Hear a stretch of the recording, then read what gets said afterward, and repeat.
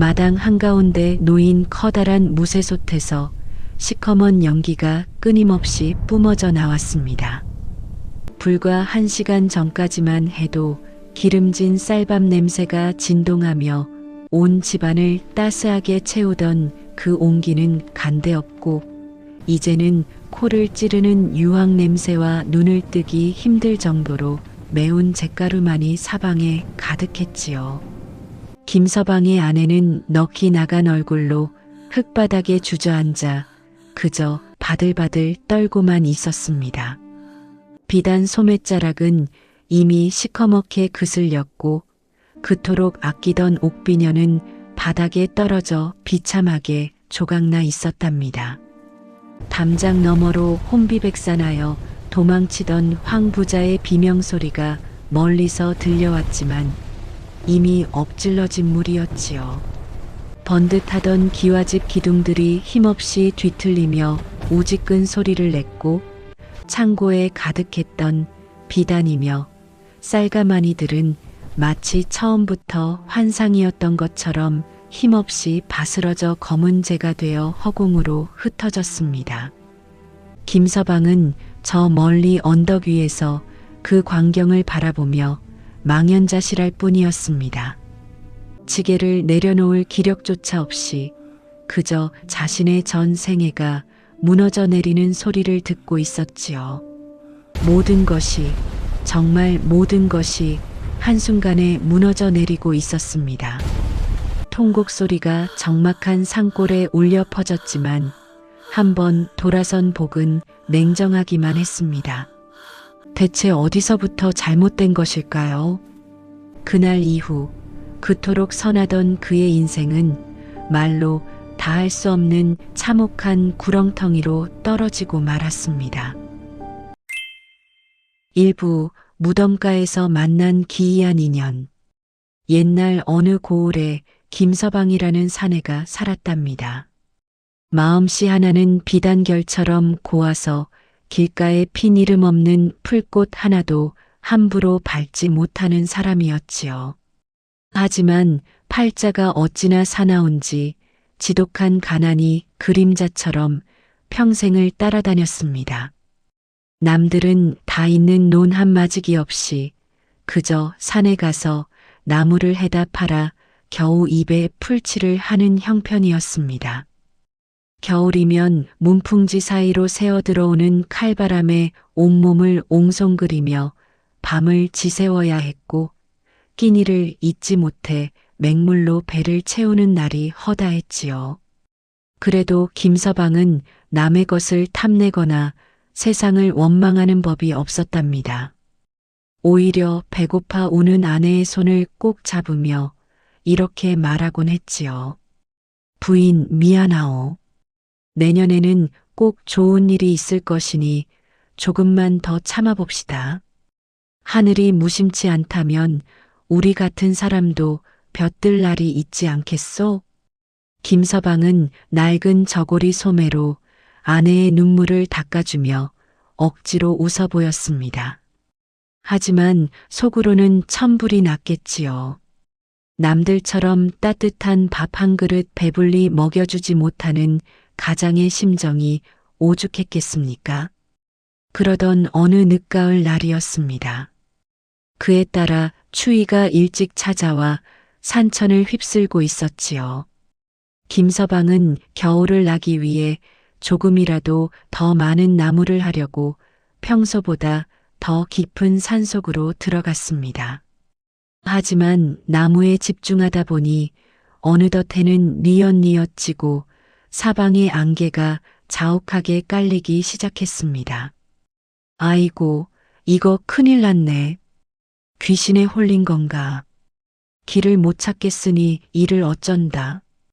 길을 잃은 김서방은 이리저리 헤매다 정신을 차려보니 발밑에 비석들이 삐죽삐죽 솟아있는 공동묘지 한복판에 서 있었습니다. 으스스한 달빛 아래 무덤가에 핀 억새들이 마치 귀신의 손짓처럼 흔들렸지요. 발을 뗄 때마다 바스락거리는 소리가 귓가를 때리는데 등줄기에 식은 땀이 줄줄 흘렀습니다. 겁에 질린 김서방이 서둘러 발걸음을 옮기다 그만 튀어나온 돌부리에 걸려 떼굴떼굴 구르고 말았습니다.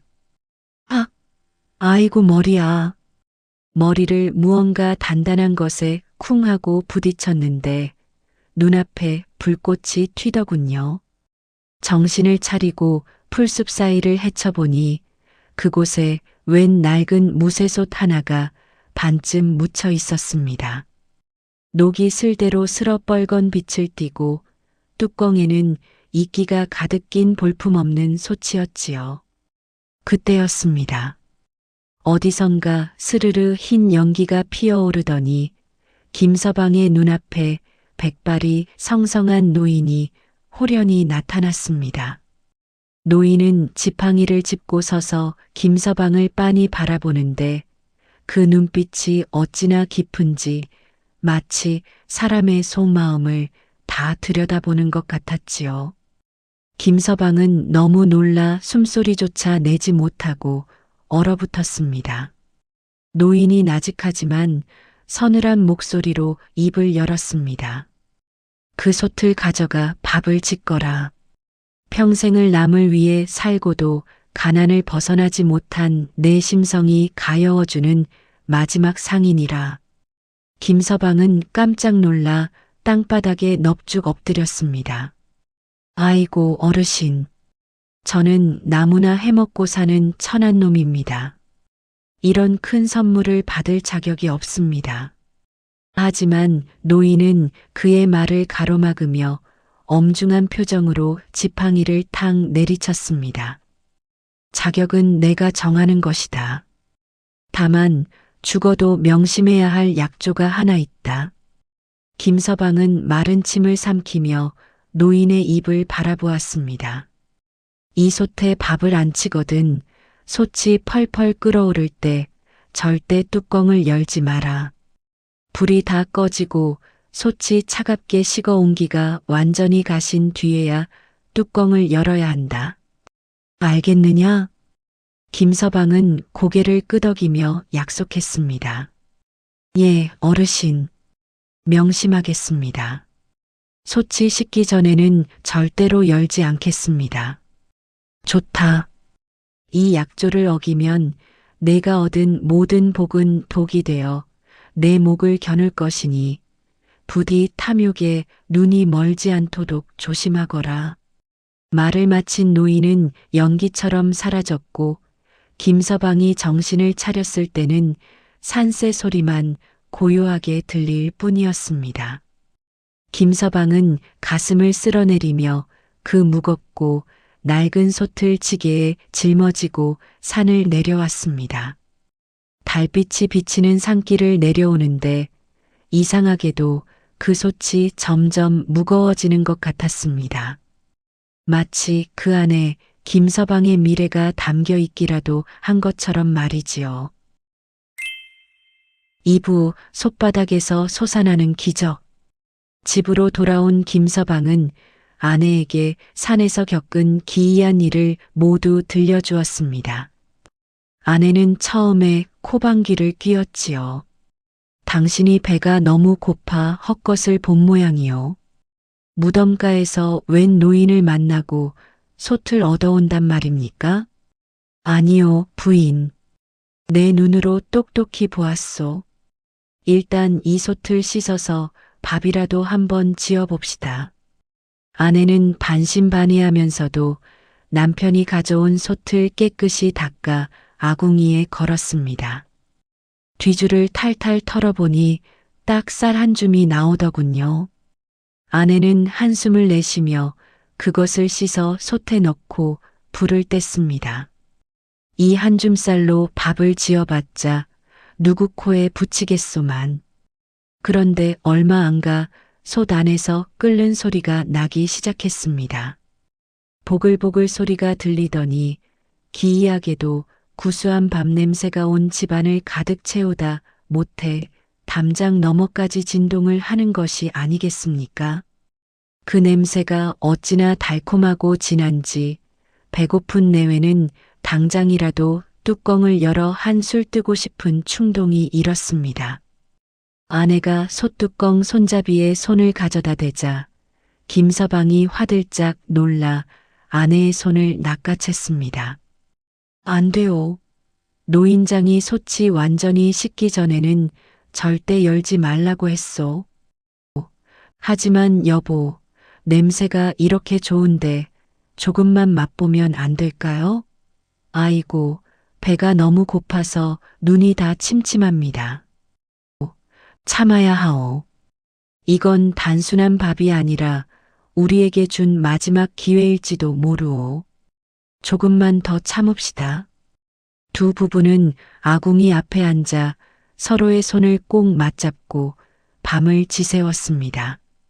솥 안에서는 여전히 기이한 소리가 들렸고 장작불이 다 꺼진 뒤에도 한참이나 솥의 온기가 가시지 않았지요.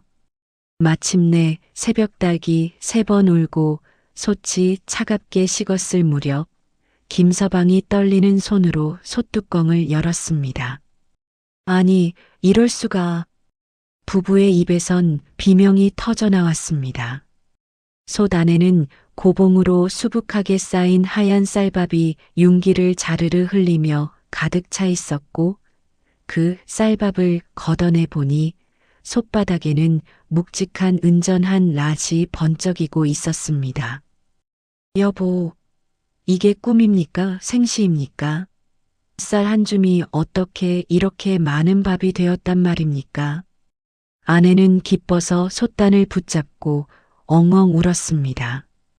그날 이후 김서방네 집에는 매일같이 기적이 일어났습니다. 하루에 한 번 밥을 짓고 기다렸다가 열기만 하면 배불리 먹고도 남을 쌀과 은전이 쏟아져 나왔지요. 김서방은 그 돈으로 쓰러져 가던 오두막을 헐고 기와집을 지었습니다. 논밭도 사들이고 하인들도 몇 명 두게 되었지요. 하지만 그는 부자가 되어서도 예전의 그 고운 마음씨를 버리지 않았습니다. 장터에 나가 가난한 이웃들에게 곡식을 나눠주고 길 잃은 나그네에게 따뜻한 국밥 한 그릇을 대접하는 것을 낙으로 삼았습니다. 마을 사람들은 처음에는 김서방을 칭송했습니다.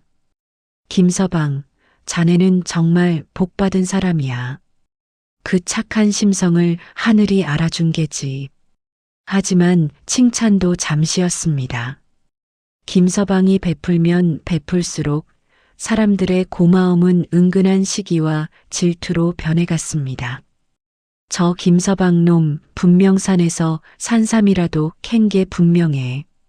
아니면 밤마다 남의 무덤을 파서 금부치를 꺼내온다는 소문이 있어. 그렇지 않고서야 저렇게 갑자기 부자가 될 리가 있나? 사람이 너무 갑자기 잘 되면 화를 입는 법인데 말이야. 우물가 여인네들의 수군거림은 날이 갈수록 커졌고 김서방네 담장 너머를 엿보는 눈길들이 늘어났습니다. 마을 사람들은 김서방이 나눠주는 쌀은 받아먹으면서도 뒤돌아서면 그를 수상한 부자라 부르며 손가락질했습니다. 어느 날은 김서방이 마을 장터에서 노인들에게 밥을 대접하고 있는데 평소 친하게 지내던 박 영감이 은근히 다가와 물었습니다. 어이 김서방, 자네 솔직히 말해보게. 그 돈 대체 어디서 나는 건가? 우리 사이에 비밀이 어디 있나? 김서방은 곤란한 표정을 지으며 웃어넘기려 했지요. 아이고 영감님, 그저 운이 좋았을 뿐입니다. 하늘이 도와주신 거지요. 그러자 박 영감은 코웃음을 쳤습니다. 하늘이 도와? 자네만 하늘 아래 사나? 공연히 숨기지 말고 비법이라도 좀 알려줘 보게. 우리 같은 가난한 놈들도 좀 살아보자고. 박 영감의 눈빛에는 서늘한 탐욕이 서려 있었습니다. 김서방은 가슴이 철렁 내려앉았지요. 사람들의 시선이 전과는 확연히 달랐습니다. 예전엔 힘내게라며 어깨를 두드려주던 이들이 이제는 어떻게 잘 됐나 보자며 눈을 가늘게 뜨고 그를 감시하고 있었던 것입니다. 김서방의 아내는 점점 밖으로 나가는 것을 두려워하게 되었습니다. 우물가에만 가도 사람들이 하던 말을 멈추고 자신을 빤히 쳐다보는 통에 숨이 막힐 지경이었지요. 여보, 사람들이 우리를 보는 눈빛이 너무 무서워요. 차라리 예전처럼 가난할 때가 마음은 더 편했던 것 같습니다. 부인, 너무 신경 쓰지 마시오. 우리가 죄 지은 것도 아닌데 왜 고개를 숙입니까? 김서방은 아내를 달랬지만 그의 속도 타들어가기는 마찬가지였습니다. 그 무렵 고을에서 가장 탐욕스럽기로 소문난 황 부자가 김서방의 소문을 듣게 되었습니다. 황 부자는 자신의 방에 앉아 곰방대를 빨며 하인에게 물었습니다. 그 나무꾼 놈이 기와집을 짓고 매일 은전을 뿌린다고? 내 이 고을에서 나보다 돈 많은 놈이 생기는 꼴은 못 본다. 대체 그놈의 집안에 어떤 보물이 있는지 내 눈으로 확인해야겠다. 황 부자의 눈에 번뜩이는 욕망의 불꽃이 일었습니다. 그것은 김서방의 평화로운 일상을 송두리째 앗아갈 거대한 먹구름의 시작이었지요. 그 무렵 김서방네 집 마당에는 밤마다 웬 그림자가 어른거리기 시작했습니다.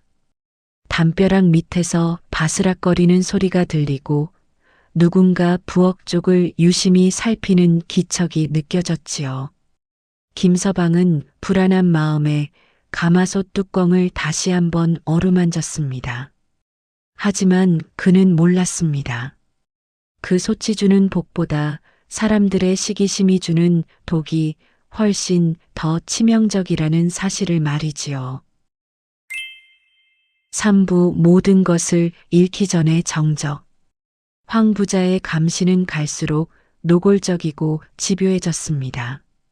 그는 단순히 부자가 된 김서방이 부러운 게 아니었지요. 저 천한 나무꾼 놈이 가진 비법을 내 것으로 만들어 이 고을을 넘어 팔도 제1의 부자가 되겠다는 검은 욕망이 그의 뱃속을 뒤틀어 놓고 있었답니다. 어느 화창한 오후였습니다. 김서방이 새로 산 논을 둘러보러 멀리 나간 사이 황 부자는 비단옷을 떨쳐 입고 인자한 할아버지 같은 미소를 지으며 김서방의 집 대문을 두드렸습니다. 이리 오너라. 집안에 아무도 없느냐? 빨래를 하던 아내는 고을 최고의 세도가인 황 부자가 직접 찾아온 것을 보고 깜짝 놀라 버선발로 뛰어내려왔습니다. 아이고 나으리, 이 누추한 곳에 어찌 직접 걸음을 하셨습니까? 황 부자는 짐짓 집안 구석구석을 훑어보며 혀를 끌끌 찼습니다. 쯧쯧, 집은 번듯하게 잘 지었네만 어째 주인장의 안목이 부족해 보이는구려. 김서방 댁, 잠깐 나랑 얘기 좀 나눕시다. 황 부자는 대청마루에 털썩 앉더니 품속에서 은박을 입힌 귀한 과자 한 꾸러미를 내밀었습니다. 평생 가난에 찌들었던 아내에게 그런 귀한 선물은 마음의 빗장을 열기에 충분했지요.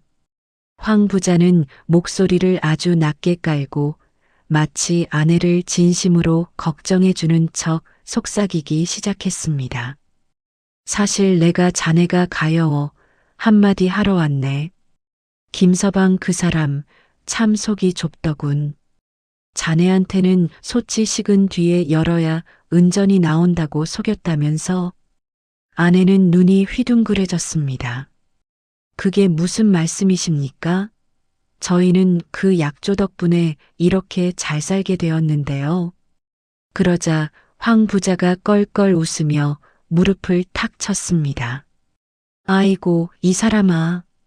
그건 김서방이 자네가 너무 큰 부자가 되면 제 곁을 떠날까봐 겁을 준 게야.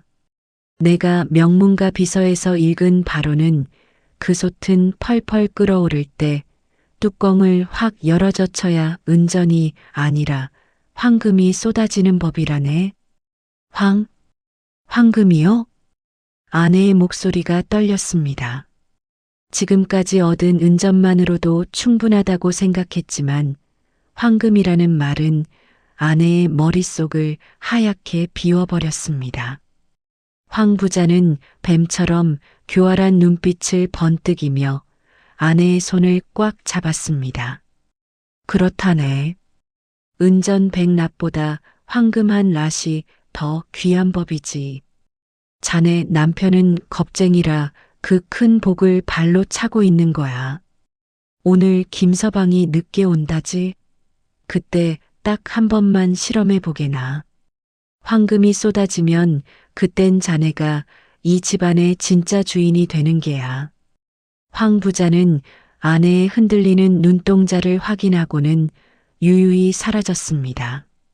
하지만 그가 남기고 간 말은 독초의 씨앗처럼 아내의 마음속에 깊이 박혔지요. 그날 저녁 아궁이에 불을 떼는데 평소와 달리 불꽃이 유난히 붉게 타올랐습니다. 솥 안에서는 물 끓는 소리가 마치 열어라, 열어라 하고 부추기는 것처럼 들려왔지요. 아내는 솥뚜껑 손잡이에 손을 올렸다가 뗐다가를 수십 번 반복했습니다. 노인장이 절대 그러지 말라고 하셨는데, 하지만 황금이 나온다면 우리를 무시하던 저 방 영감네 논밭도 다 사버릴 수 있을 텐데. 오해는 소문보다 무서운 법입니다.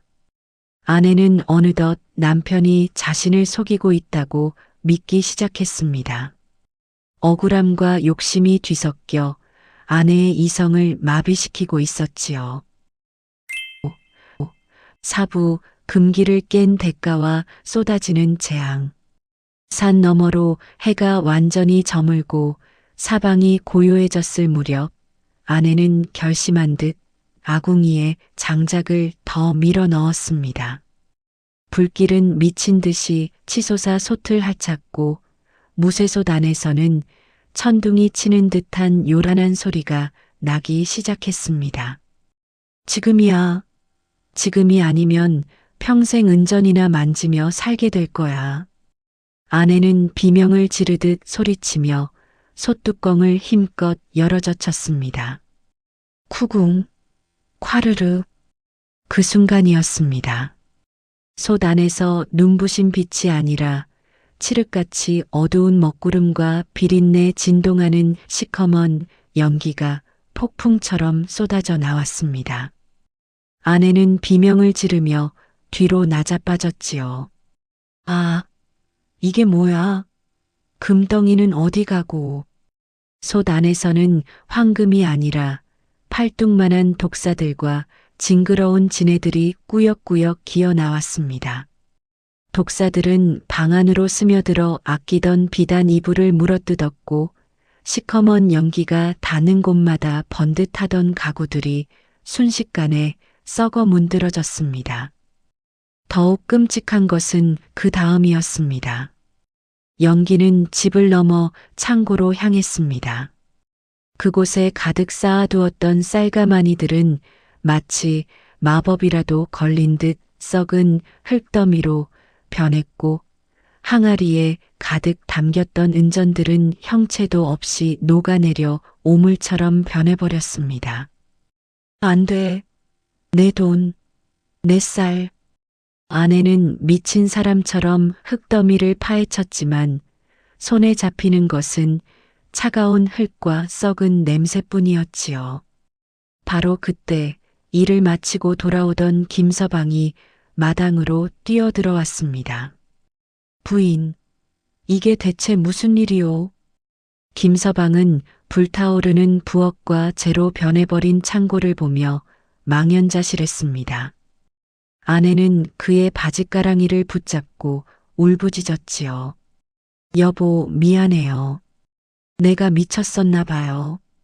황 부자가 끓을 때 열면 금덩이가 나온다고 해서. 김서방은 무너져 내리는 석가래를 보며 눈물을 흘렸습니다. 아이고 부인. 노인장과의 약조를 어기면 독이 될 거라 하지 않았소. 우리가 가진 게 복이 아니라 화였던 모양이요. 다 끝났구려. 정말로 다 끝났어. 번듯하던 기와집은 불도 나지 않았는데 시커멓게 그슬려 흉가가 되었습니다. 마을 사람들은 담장 너머로 이 광경을 보며 고소하다는 듯 손가락질했습니다. 거봐, 무덤가에서 가져온 물건이라더니 결국 귀신이 곡할 노릇이 벌어졌네. 욕심부리다 천벌을 받은 게지. 꼴 좋다. 김서방은 아무 말 없이 쓰러진 아내를 업었습니다. 그들의 손에는 이제 3년 전 산에서 주워온, 이제는 두 쪽으로 금이 가버린 낡은 무쇠솥 하나만이 남겨졌습니다. 오부, 깨진 솥에서 피어난 마지막 희망. 김서방 내외는 다시 예전의 그 낡은 오두막으로 돌아갔습니다. 아니, 예전보다 더 비참해졌지요. 아내는 죄책감과 충격으로 마음의 병을 얻어 자리에 누웠고, 김서방은 늙고 병든 몸으로 다시 지게를 졌습니다. 하루는 김서방이 나무를 해오는데 길가에 쓰러진 노파 한 분을 발견했습니다. 굶주림과 추위에 지친 노파를 본 김서방은 자신이 먹으려던 주먹밥 반 덩이를 내어주고 집으로 데려와 간호를 했지요.